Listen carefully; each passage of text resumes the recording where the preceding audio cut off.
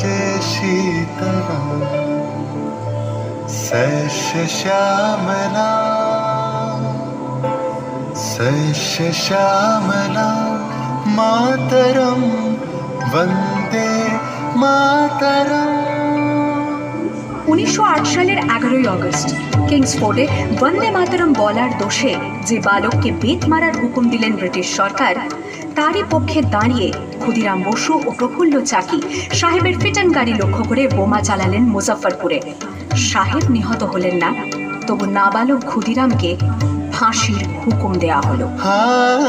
জননী কুলহ তুলে বক্ষে শান্তনবাস দেহ তুলে চোখে কাঁদিছে তব চরণ তলে 30 কোটি নর নারী।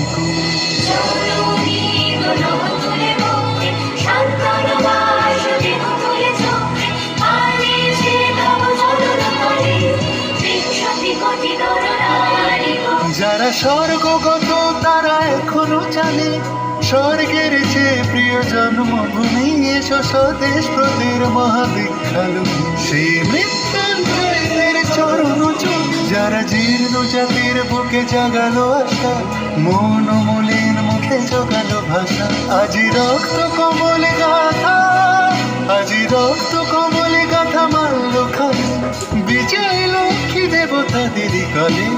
মুক্তির মন্দির সকালো তলি কত প্রাণ হলো বলিদান লেখা আছে অশ্রু জলে লেখা আছে অশ্রু জলে। 9 সেপ্টেম্বর 1915 ইংরেজদের সঙ্গে সম্মুখ সমরের স্বাধীনতা ছিনিয়ে নিতে অস্ত্র আনার পরিকল্পনা করেন যতীন্দ্রনাথ মুখোপাধ্যায়। বালেশ্বরী সঙ্গীদের নিয়ে জাহাজ থেকে সেই অস্ত্র নামাতে গেলে ইংরেজ বাহিনী তাদের ঘিরে ফেলে। বুড়িবালমের তীরে লড়াই বাঁধে বিরাট ইংরেজ বাহিনী বনাম বাঘা যতীন ও তার 4 সতীর্থদের। এককালে শুধু ভোজালি হাতে যিনি বাঘ মেরেছিলেন, সেই বীর সেদিন লুটিয়ে পড়লেন। আমি হাসি হাসি পড়ব ফাঁসি দেখবে ভারতবাসী। ও মা হাসি হাসি পড়ব ফাঁসি দেখবে ভারতবাসী। একবার বিদায় দে মা ঘুরে আসি। 18 এপ্রিল 1918 মাস্টারদা সূর্য সেন ও তাঁর 65 জন শিষ্য মিলে পরিকল্পনা করে চট্টগ্রামে ব্রিটিশ পুলিশের অস্ত্রাগার লুট করেন এবং তারপরে লুকিয়ে আশ্রয় নেন জালালাবাদ পাহাড়ে। এর 4 দিন পর ব্রিটিশ বাহিনী খুঁজে বার করে মাস্টারদা ও তাঁর সঙ্গীদের। সেদিনের অস্তমিত সূর্য ছিল সূর্য সেনের রক্তের আহ্বান শোনো আহ্বান আসে মাঠখান বনু পেরিয়ে দুস্তার বাঁধা প্রস্তার খেলে বন্যার মতো পেরিয়ে। আহ্বান শোনো আহ্বান আসে মাঠখান বনু পেরিয়ে দুস্তার বাঁধা প্রস্তার খেলে বন্যার মতো পেরিয়ে। যুগ সঞ্চিত শক্তি দিয়েছে সারা হিমগিরি সমলোকে সূর্যের ইশারা। যাত্রা শুরু উচ্ছল ছোটে দুর্বার বেগে তটিনী তালে উত্তর নাচে মুক্ত শব্দ নটিনী। যাত্রা শুরু উচ্ছল ছোটে দুর্বার বেগে তটিনী উত্তর তালে উত্তর নাচে মুক্ত শব্দ নটিনী। এই শুধু সুপ্ত যে নবপ্রাণে জেগেছে রণসাজে সেজেছে অধিকার অর্জনে। এই শুধু সুপ্ত যে নবপ্রাণে জেগেছে রণসাজে সেজেছে অধিকার।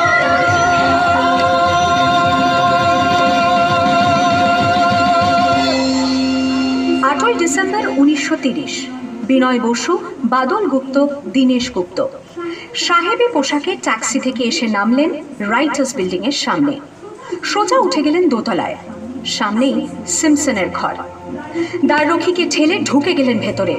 বন্দুকের আওয়াজে গর্জে উঠল রাইটার্স। লুটিয়ে পড়লেন সিমসন। এরপর রাইটার্স বিল্ডিং এর অলিন্দ বারবার গর্জে উঠল বিপ্লবীদের গুলির শব্দে। তারপর টেগার্ড সাহেব তার বাহিনী নিয়ে ঘিরে ফেললেন বিনয়, বাদল, দীনেশকে।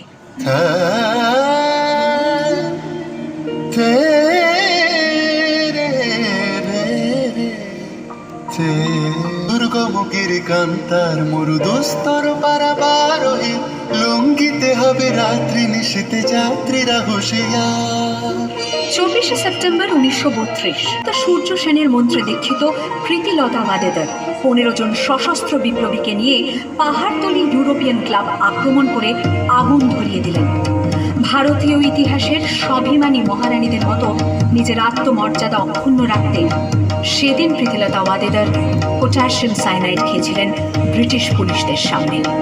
ফুলিতেছে তরি ফুলিতেছে জল ফুলিতেছে মাঝে ছিড়িয়াছে বালিতে ধরিবে গলা আছে কালের মন।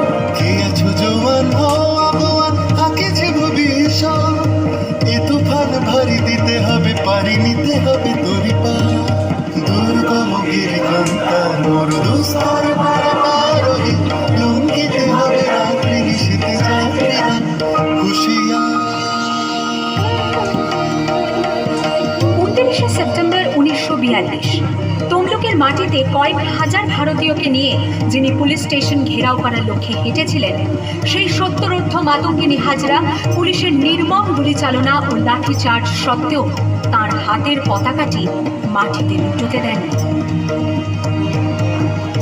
আর ঠিক তার পরের বছর 1943-এর 30শে ডিসেম্বর জাপান সরকারের অধীনে থাকা আন্দামান দ্বীপ সেদিন হস্তান্তর করা হলো ইন্ডিয়ান ন্যাশনাল আর্মিকে।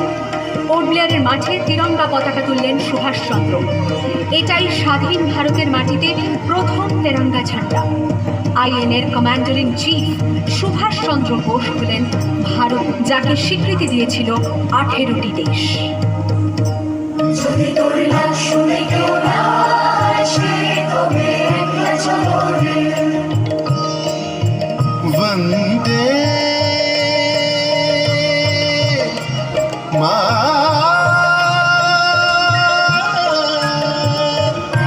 मातरम वंदे वंदे मातरम।